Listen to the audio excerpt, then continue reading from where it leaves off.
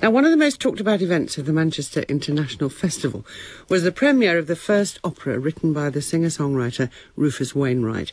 It's called Prima Donna and tells the story of an adored opera singer who becomes a recluse after her last acclaimed performance. She has been rejected in love and can't face singing again. The central character, Regine, is sung by Janis Kelly.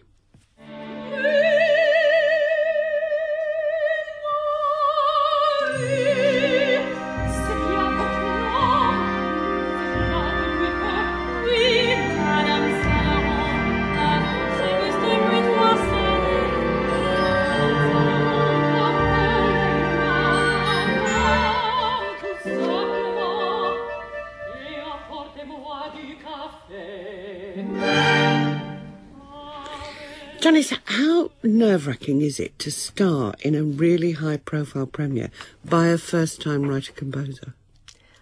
I wasn't that scared because I had a lot of confidence in the piece.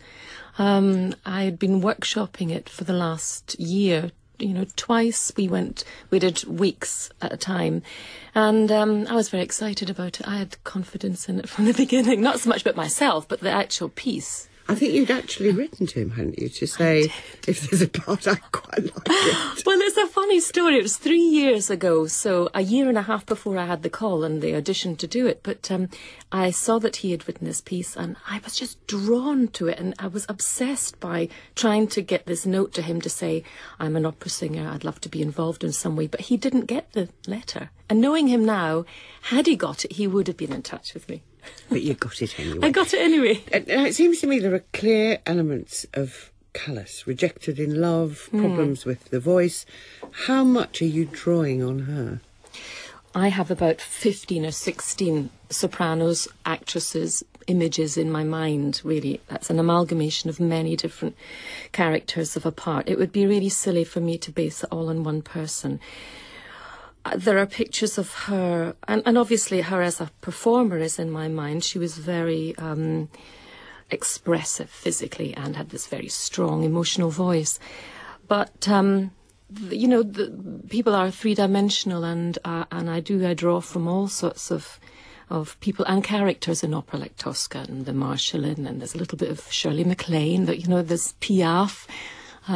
So it's in there, but it's not the total story. Now, you, I think, have never had problems with your voice, as the thankfully. character has. Although I know some singers have told me that they found pregnancy has a profound impact on the voice. Now, you have 3 15-year-olds who are triplets. What impact did they have? Well, I had a very short pregnancy because they came at 31 weeks. So I was singing a few months, 4 months after I had given birth to them, because I'd taken a job on at the Coliseum, just 2 performances of the Countess and the Marriage of Figaro. And I thought, well, I'll just see how my voice is once I've had these beautiful children. And I had help anyway. I had an au pair, so I thought... and the voice had changed quite a lot. When I was in hospital, I used to waddle to this room, it took me about 40 minutes to waddle to, and I did 10 minutes practice every day, and I did some yoga. But the voice that I had after the children was deeper, fuller, higher, lower. So in a way, I thank them incredibly because it's still that way. I mean, I noticed listening to you that you have a tremendous range.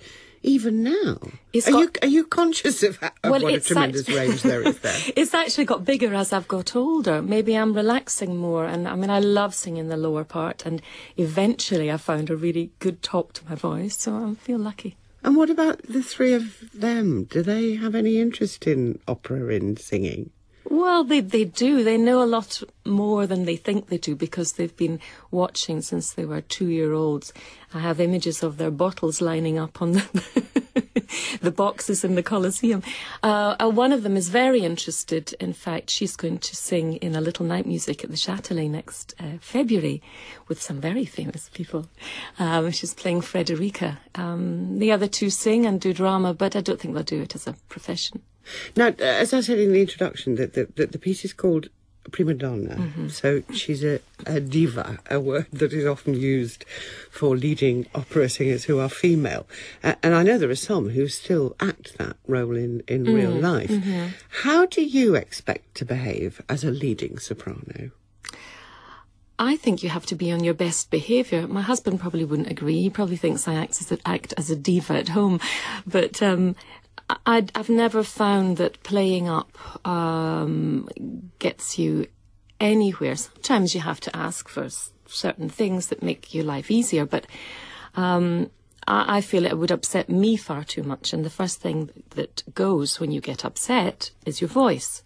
So I wouldn't want to risk that. And I think in many ways, diva has two different connotations. It is the leading lady, but the whole histrionics of people who behave badly, I think, give female opera singers a bad name. Now, there was an amazing thing that happened recently at the Royal Opera House when Joyce DiDonato performed in a wheelchair because she'd broken her leg on stage. How physical is the job? Much more physical than people imagine. For me, the first thing that's got to be healthy is my voice. And if I'm warming up, it's my body that I warm up first. I do yoga, Pilates, aquafit, walk my dogs. And aquafit, is that doing exercises in the yes, swimming pool? They're very, very good, especially as you get older. There's weights underwater. So it takes the pressure off the body. I was never good at running.